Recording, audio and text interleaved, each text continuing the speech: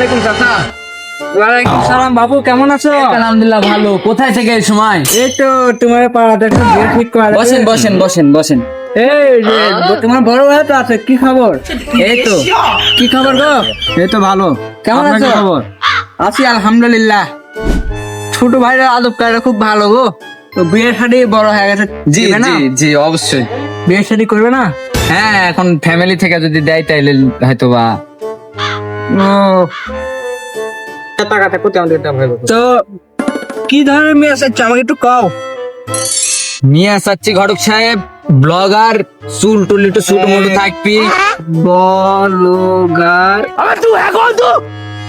চুল একটু ছোট ছোট থাকবি, কালার করা। আমারও তো চাই যে আপনার হচ্ছে যে এখন এই যে কি জানো বলে না, টক টক না কি জানো, ওই হঠাৎ ভাইরাল হবো দুজন মিলে ভিডিও টিডিও করে ওই কামাইটা চলবো।